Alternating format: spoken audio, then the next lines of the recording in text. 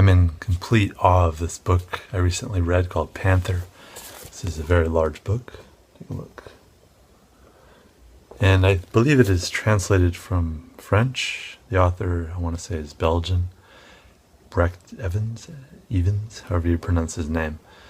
I didn't know anything about this book going in. I only knew that it was an illustrated / graphic novel type book, and that the publisher is Drawn and Quarterly, they're a pretty quality publisher. I say they're with Fantagraphics for alternative comics and things of that sort. So I think it was recommended as related to books that I like in some algorithm, and it looked interesting, so I checked it out. And I was super impressed that it was much more than I anticipated. I thought, based on the cover and how it looked like it was marketed, that it would be a book for children, and I would say it is definitely not a book for children.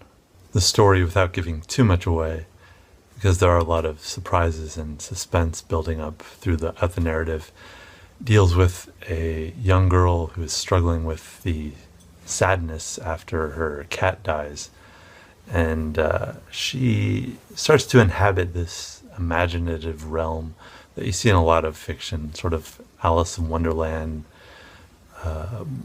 Inner World, Narnia, that kind of thing.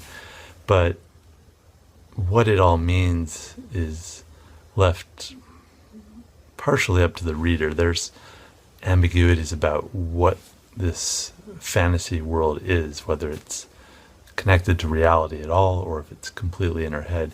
Whatever the case may be, it's the way that it's built up. It's almost surprising that there is a mystery at all. It's just little clues are handed to the reader throughout the book that something is awry, that this is not as it seems, and that there might be something wrong with the characters, including Panther, who is initially seems like he might be a stand-in or a ghost version of her dead cat.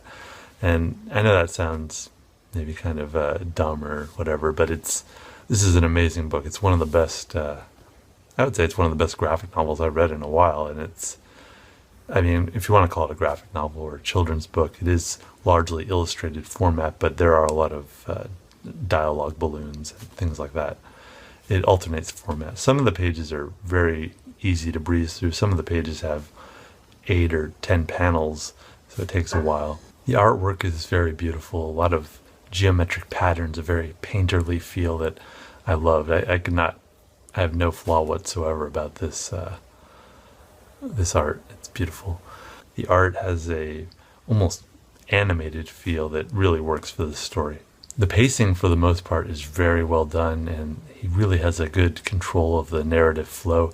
There just was one page or so where the characters are interacting and talking, and it just felt a little too padded and unnecessary. It slowed it down too much. But other than that, for the 120 or whatever pages, this book is perfectly done, and it really draws you in with the art and the narrative.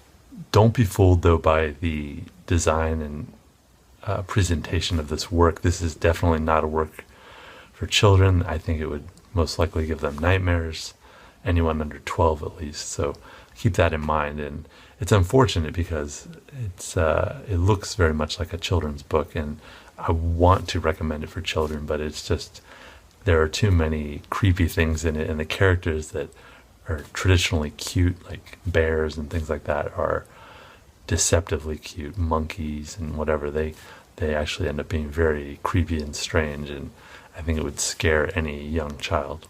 But if you're an adult, please check this book out. I will look for any other books by this author, Brecht Evans, and keep an eye on his work. It's very good, and I highly recommend Panther.